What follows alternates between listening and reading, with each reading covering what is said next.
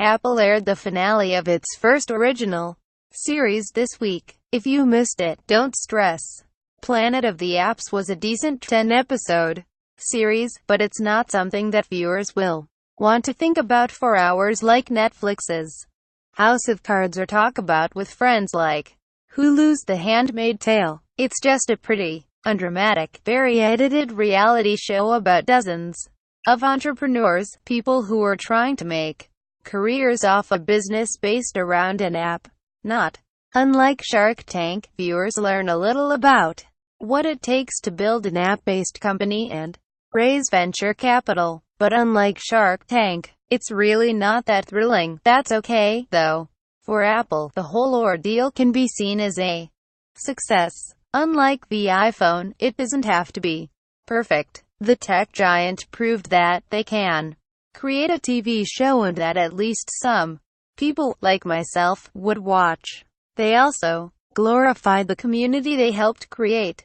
With Planet of the Apps, viewers saw some of the work behind those icons in Apple's App Store. What do you associate with apps, Apple, said Jake Wayne, one of the founders of the Safety App Companion, and a participant in the show. I think it did make sense to showcase that the community they built. They know music and they know apps, and I'm sure they'll begin to explore other genres. For now, they're doing what they know best. Mashable spoke with 6 participants, who described their experiences working with Apple as positive for the most part. Some companies like e-commerce Appdote secured millions in venture capital funding. Others like Companion and Claim it still communicate frequently with the show's celebrity mentors. They all got exposure. The show offered participants an opportunity to raise capital with Lightspeed Venture Partners, the first investor in Snapchat, as is repeated on the show every single episode. Chosen participants got connected to a mentor, Goop founder and actress Gwyneth Paltrow, The Honest Company founder and actress Jessica Alba, tech entrepreneur and musician Will.i.am, and serial entrepreneur and investor Gary Vaynerchuk. One thing to appreciate in the show is catchy one-liners from Will.i.am and the excitement or frustration from Vaynerchuk when participants don't pick him as their mentor.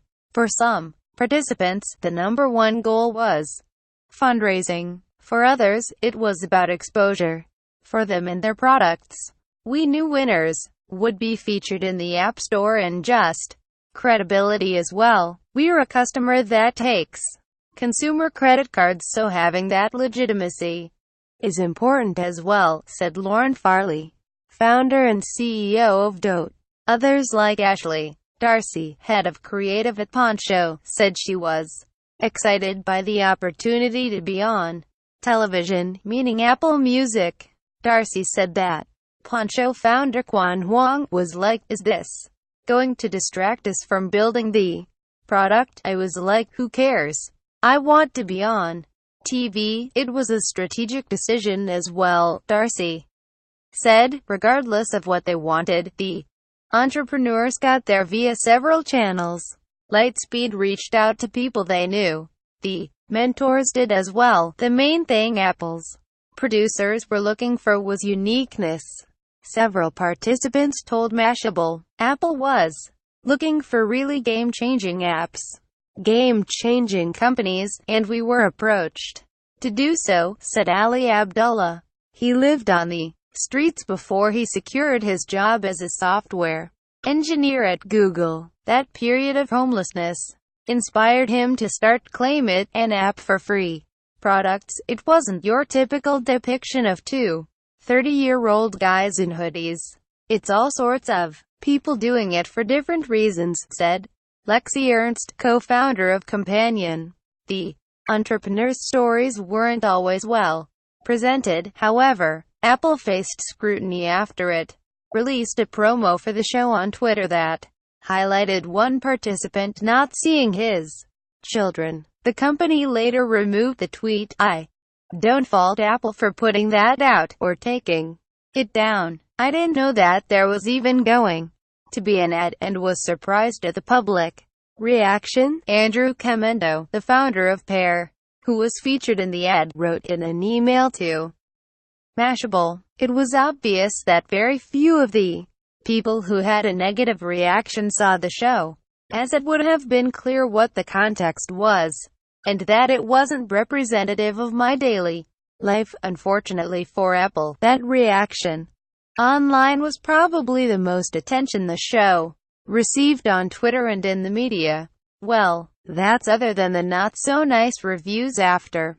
the first episode aired. Still, Apple did create a show, and participants in Planet of the Apps said they took their preparation seriously. Huang and Darcy of Poncho practiced for hours, and at one point, their colleagues pretended to be the different mentors. The production was well organized and did not require too much time from their busy schedules of running their own companies. Participants said viewers watching the show may not realize that the majority of entrepreneurs pitched on the same day, but after editing, Apple categorized the pitches into different themes. The last show focused on hustling. Another episode was about new social networks. They were all very supportive and wanted to make a really good show that was a no-BS look at the life of someone running a fast-growing technology company. Camendo wrote, Apple was rather hands-on about the pitches.